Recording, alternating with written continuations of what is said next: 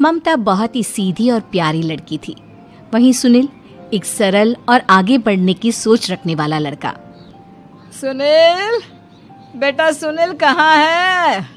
अरे जरा एक गिलास पानी तो दे दो। हाँ माँ, अभी आया।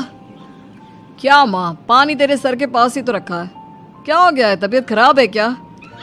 अरे नहीं नहीं, वो उठने का मन ही नहीं कर रहा था तो देखा ही नहीं।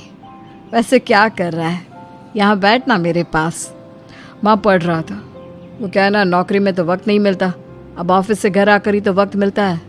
अच्छा ठीक है, पढ़ ले जा बेटा।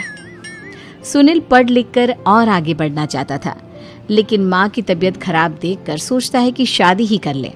कब तक माँ का ख्याल वो अकेले रख पाएगा?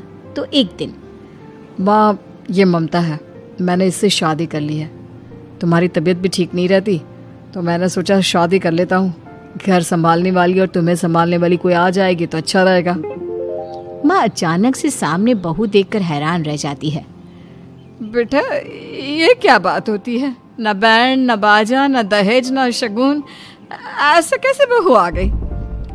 माँ तू तो जानती है मैं नौकरी के साथ पढ़ाई कर रहा हूँ, तो कहाँ से इतना पैसा बचा पाता कि धूमधाम से शादी करता। वैसे भी माँ, लोग तो आकर खाकर निकल जाएंगे, इसलिए बस वैसे ही। माँ जी, मैं आपका ख्याल रखूंगी। वैसे भी ये आगे की पढ़ाई कर रहे हैं, अच्छा कुछ कर गए तो सबके दिन फिर से अच्छे आ जाएंगे। सास को ममता की बात ठीक तो लगती है, लेकिन मन में कहीं ना कहीं लगता है कि कहीं बहू बेटे को लेकर फुर्र ना हो जाए और फिर तो वो रह जाएगी अकेली।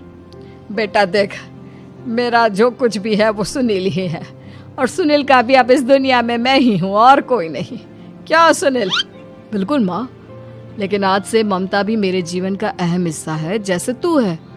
सास को बड़ा बुरा लगता है कि उसकी सल्तनत में कोई और हिस्सेदार कैसे हो सकता है। कैसे कोई और उसके 30 साल के बेटे की जिंदगी में अचानक से आकर बराबर का हिस्सेदार बन सकता है।